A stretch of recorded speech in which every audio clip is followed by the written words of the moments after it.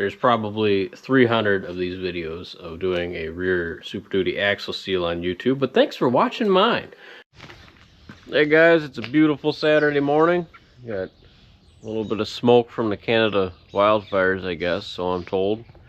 But we're gonna get going this morning. We're gonna replace some rear axle seals on a 03 F250.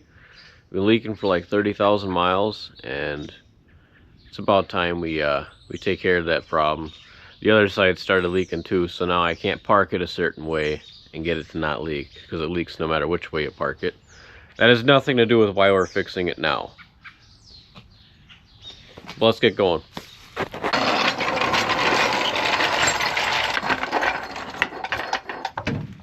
So we're just gonna go ahead and start by getting this thing up in the air in the rear end. I'm gonna throw some jack stands under it. Check out those old school jack stands with the old pins. Been a while since you've seen those, I bet. Better than the new Chinese ones, though.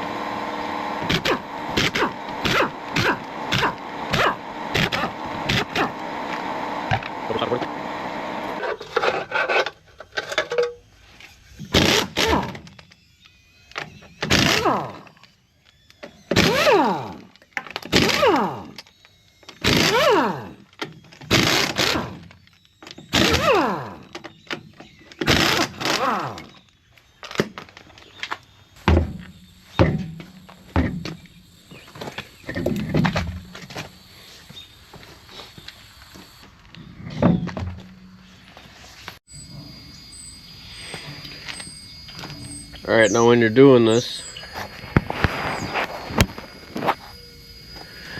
you can take the two 18mm bolts out of the caliper bracket instead of pulling the caliper off and the bracket off separately. But because my brakes are pretty much gone, I'm going to go ahead and take my caliper apart like this because it'll be easier to do. It's kind of being held in place.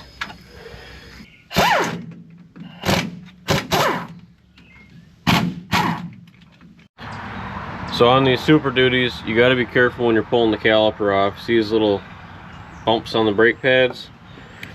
If your particular set of brake pads has those same bumps on the piston side, the piston's going to be around it like this. And if you don't compress your caliper before you pry it off and you have the phenolic pistons, which is like a composite plastic material, you'll break them. So we always want to compress the caliper before we even take it off. You can stick a screwdriver kind of in your rotor like this, or maybe here, and you're gonna go through the hole here and you're gonna pry against it like this. You're gonna pull the screwdriver towards you, and what that's gonna do is it's gonna pull the caliper towards you and push the pistons back into the caliper, and that's gonna help you from keep you from damaging anything. If yours does not compress, which is if it's got any amount of time on the brakes, it's pretty common on these. I can't tell you how many rear sets of calipers I've gone through on this truck. For some reason, the Super Duty ones just seize up super easy. But if it doesn't move, you're going to need a new caliper, because your pistons should go inside the caliper relatively easy. And you can see mine is not, so I might need new calipers again.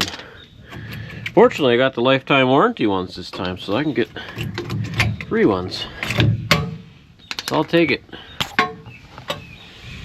Yeah, you shouldn't let it dangle from the hose. It's a personal vehicle, it's okay. I got the hangers at my real job, but I don't have that kind of stuff here, so it'll be fine. Relax.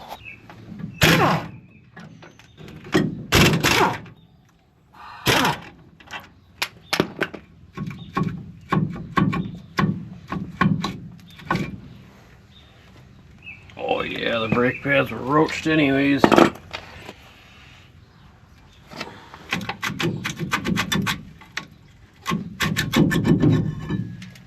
Oh yeah. You know, I will say, the bright side of having a leaking axle seal is your e-brake will never freeze up. It also probably won't work, but that's besides the point. I'm going to go ahead and compress my caliper pistons now. Because if I gotta go to the parts store, I want to make sure I get calipers too. If I need them. Oh, it's still moving pretty good. Oh, so is the other one. See, it came out like that. This one's a little tight.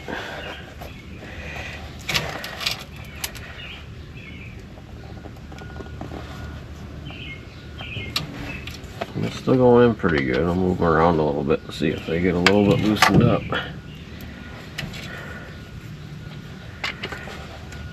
I don't think I want to put new calipers on this time. They're still moving alright.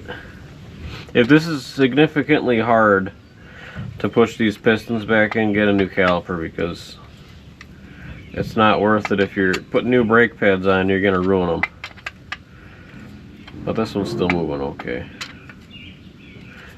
And it can happen where only one of them is stuck and the other one moves okay, and your brake pad will be worn at an angle usually. So that's something to watch out for when you take the calipers off and look at your brake pads. You can see mine. It's actually exactly what happened to mine, but my brake pad's stuck in the bracket. That's the other thing you gotta look for, is if you got uneven wear and your brake pad's stuck, see? That just popped off. That's all that was left of my brake pad anyways. It was starting to grind, it looks like. So it's a good thing we're doing this job.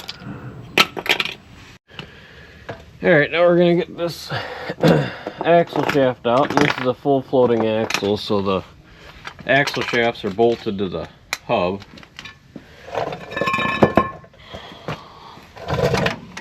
Well, these are 18s as well.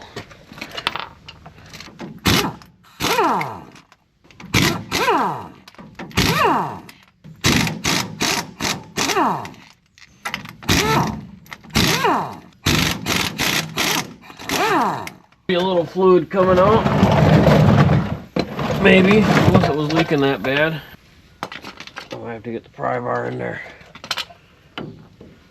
Pry on one of these. Ooh, there goes the spool. Oh my goodness! Yowza. There we go. Almost took myself out. Harbor Freight stool tried to kill me. Alright. And there is an O-ring on this this shaft here, which I don't think I replaced last time. I probably should replace it this time, because I've reused it a couple times now. But you know what, if it leaks, you can replace that O-ring with the wheels on the truck. You can pull the axle shaft out like this with the tires on, so that's no big deal if that's the case. Alright, so this is where I'm going to recommend you either rent the tool from an auto parts store or find a cheap one on Amazon that fits their axle. But with the Ford hub nuts, they ratchet and you have to push on them while you're torquing them. And I do recommend getting the proper socket so you do it properly and you get the right amount of tension on that, on the bearings and everything like that.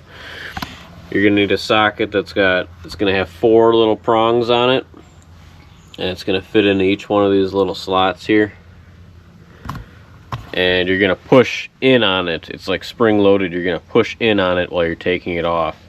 And you're going to do the same thing when you're torquing the new, well, if you're putting new bearings on, you're going to push on it when you're torquing so it's not clicking. And then you get a more accurate torque reading on your torque wrench. I'm going to try and get it off without the tool because I forgot to bring it home with me. But at least I'll be able to know what axle seals I need. That's the whole reason I'm taking this apart today. Is there's a whole bunch of different kinds of seals for these trucks, and without having it in my hand, it's going to be impossible to find it at the regular parts store. If I went by the VIN from the dealer, they'd be able to figure it out, but you know how parts stores are. One thing I like to do as well before I even pull this off is find a nice solid spot on the backing plate and kind of pry against the hub a little bit and see if it wiggles. If it's wiggling, your bearings aren't set right, and that's probably why your axle seal failed. It's probably wiggling around too much. Mine's tight on this side. I'm suspecting the other side might be loose because it was leaking pretty bad. I'm hoping my bearings will be alright, but we'll see.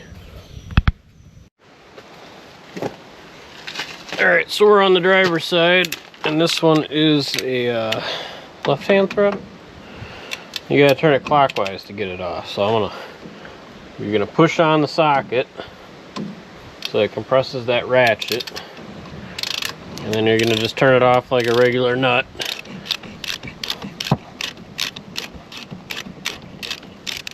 Once you get it off, where there's no more pressure on it, you don't have to push as hard, you just spin it off. There's your nut ratcheting. And this, by the way, the socket that I'm using, this is a Mac one. The number on it is AS615A.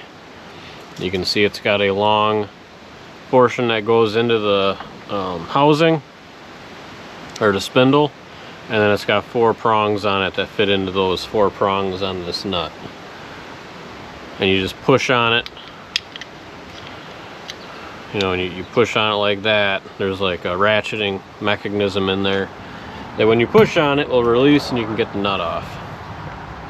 But now this hub's ready to be pried off, so let's get this pried off and get at that axis seal, which is the whole reason we're doing this.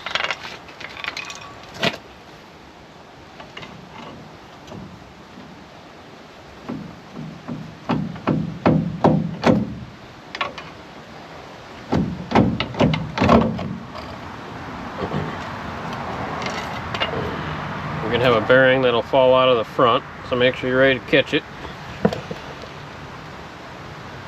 And this is a good time to either replace your bearings or look them over really good and make sure that they're in good shape. These ones look and feel okay. I think I'm gonna be good with just cleaning them up. They aren't super worn out. They're not new, but they're not completely wore out. I've seen some of the bearings that they run at Pakistani truck, and I think these will be okay. So now, as far as getting these seals out, I've done a couple things here. You can take this, basically you need something to hold this flat. At work I'll use the hoist. I'll set the hoist on one end so that it kind of holds it tight to the ground, and I'll get my pry bar in here and pop this out. You could use maybe a 4x4 under your leaf spring if you're at home. Let the truck down on the 4x4 and have it resting right here. And that way when you pry the seal out this way, it's not gonna go with your pry bar. I think I'm gonna put this one in the vise because I don't think my lift is heavy enough to do that trick here. And we'll see where that gets us. So I just use a pry bar to get these out. There's a couple different ways you can do it. You can just pry on it with a really big pry bar. And basically, I'll show you once I get the seal out where you're supposed to be prying on it. But you can either pry on it, or you can get it in here like this, and then hit right here with a hammer real hard. And 9 times out of 10, it'll just pop it out in one hit. Sometimes you just need a little jolt. You want to make sure not to dig the pry bar on the inside of the hub, because if you make a witness mark there, sometimes you'll get a leak. And obviously we don't want that. We want the opposite of a leak. We would like this thing to stop leaking. Oh, it's coming.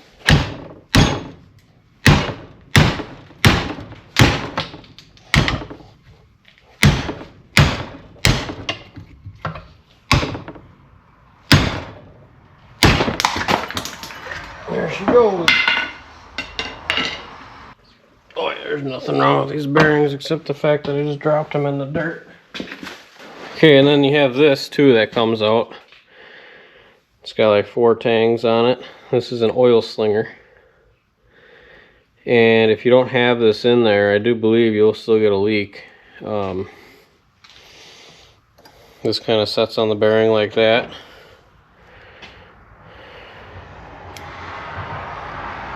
And the oil coming through will fling out. And it'll miss your seal. At least I'm assuming that's what it is, unless it's for lubrication. I'm not exactly sure. But I do know you need to put that back in there. So make sure you have one. If you don't have one or it's ruined, get a new one. This is the part where you clean all your bearings. Brake clean, a parts washer, use a power washer. Make sure you get all your water out of there so stuff doesn't rust. clean everything up. Clean the hub up, clean your parking brake shoes up, the rotors, anything that had oil on it. Yeah, you want to be cleanly. Unless you don't care about that and you don't want it to rust, and I guess leave the shit on there. To each his own. Now, normally I would put these in dry, and then once I get the hub kind of halfway on the car, before I put the outer bearing in, I would I would put some lube in here all over the races.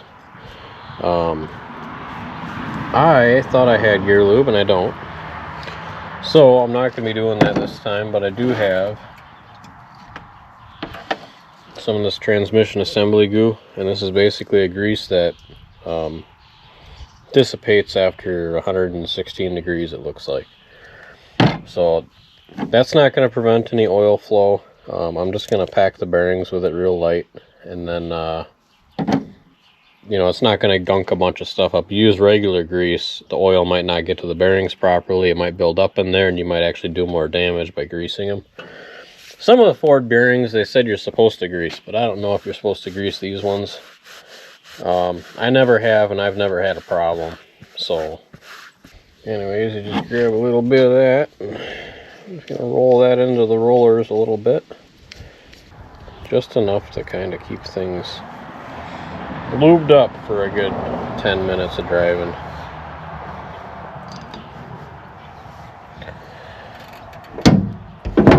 Got that on there.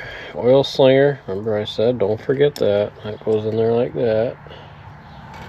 It's around there real nice. And then we're going to pound in our new axle seal.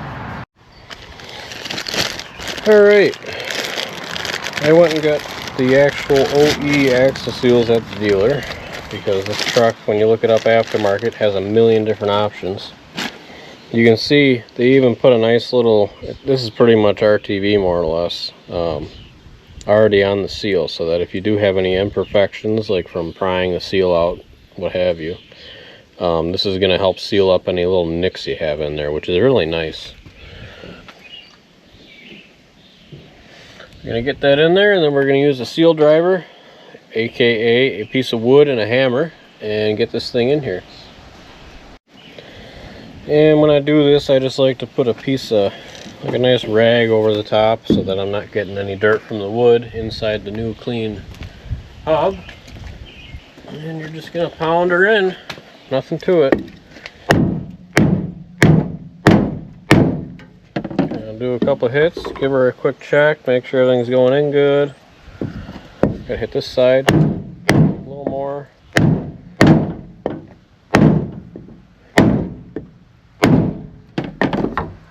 GoPro stop recording.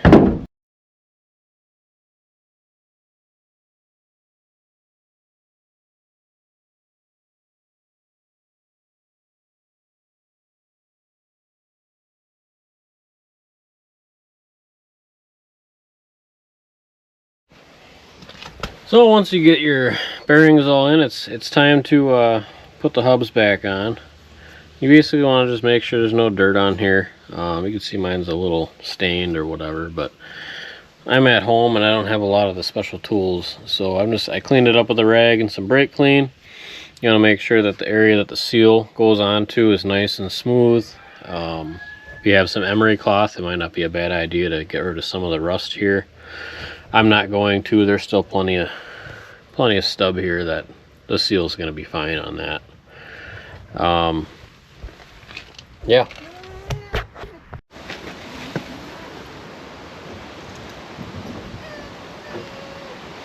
Now, if I was going to be doing this with just gear lube, I would have the hub like this, and I'd put it just on the inside of that inner or outer race and have the fluid pool up, and then once I get it on, I'd give it a spin, and that would distribute some of the oil around.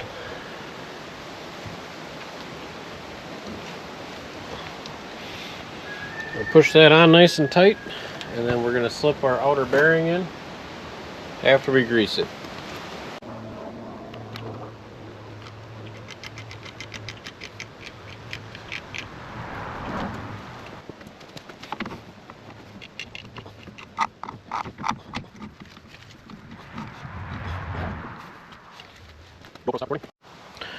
Alright, in the manual it says 70 foot-pounds to seat the bearings, back it off 180 degrees, and then torque to 15.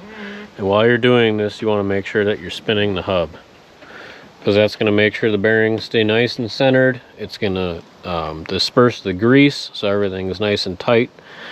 If you're putting new bearings on, it used to be a common practice to torque them a little bit tighter because they will loosen up more so than bearings that are already worn in.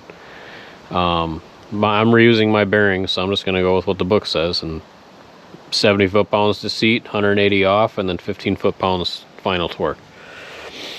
You don't need a lot, you just need enough to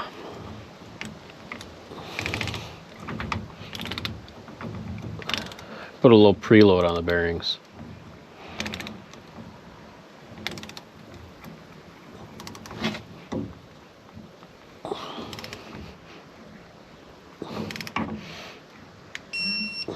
There's 70, and then we're gonna back it off. It says 180, but they just want you to back it off, you know, enough.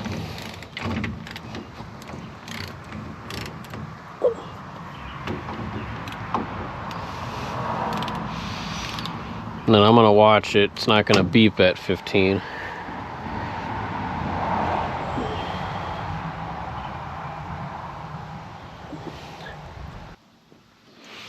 Alright, that's 15 right there.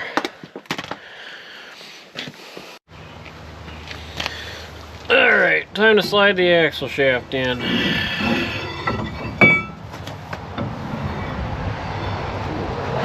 There's some dirt on there. I better get that off.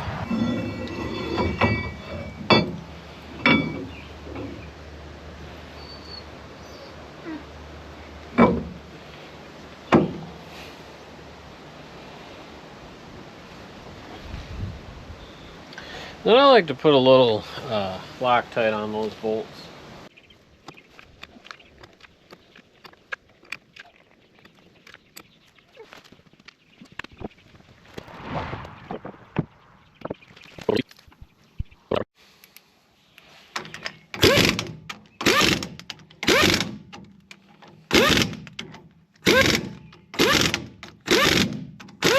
But Dave, something's missing. Don't you see what's missing? Yep, looks good to me.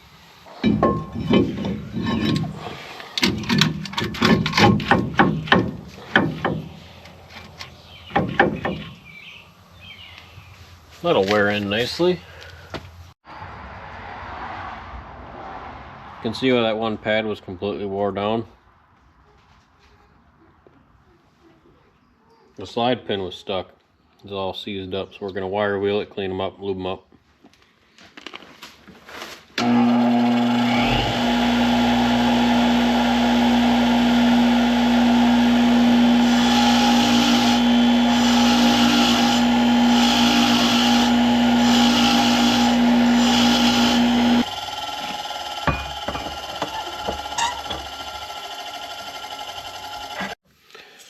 This is my favorite way to clean up a brake caliper bracket. A 90-degree one works even better if you have it, but it's just a cutoff wheel. And I mean, you can just get the rust off of the inside. I mean, you got to be careful. It takes a lot of material off in a short amount of time. When time is money, that's what you want.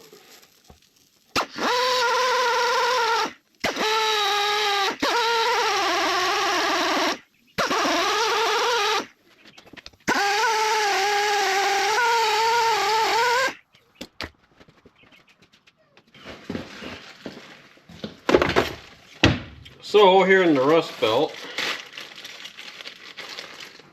I like to use anti-seize underneath. Where's my brush? What is in there? I like to use anti-seize underneath the clips, because anti-seize seems to stick around a little bit longer than the caliper grease. You know what I'm trying to do here? I'm not trying to lube anything. I'm just trying to keep rust from getting behind that clip and pinching the brake pads, because if your brake pads won't move, well, they're going to be dragging, and you don't want that. So I just put a little anti-seize underneath, and then I put my clip on. Anti-rattle clip, abutment clip, whatever you want to call it.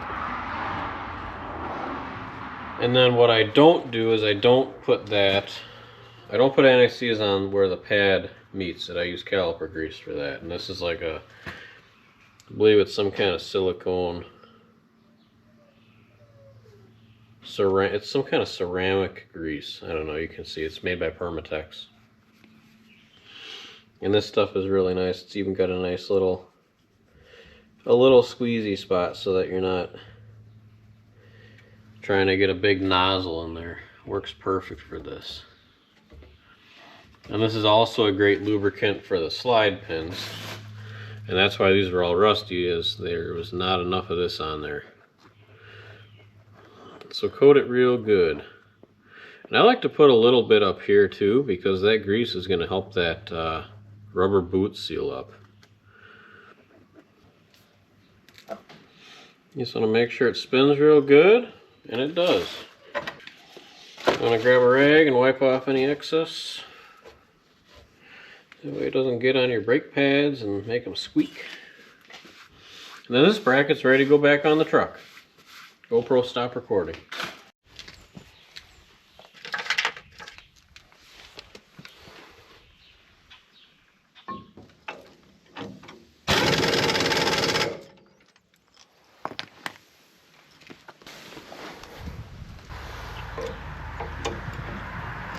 If your pads don't slide in easily, you didn't clean the bracket good enough.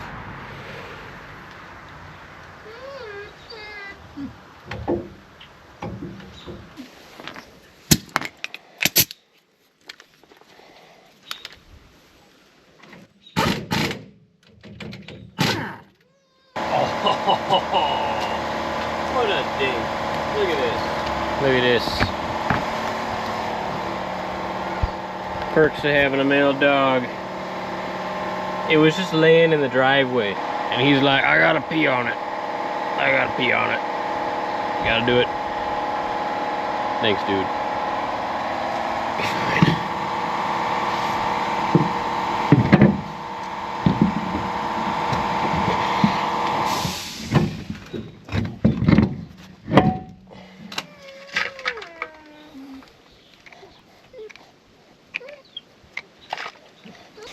And I know you saw me hammer these down with the impact, but I will check them with a torque wrench. I just want to get the wheel on. I'll check it once it's on the ground.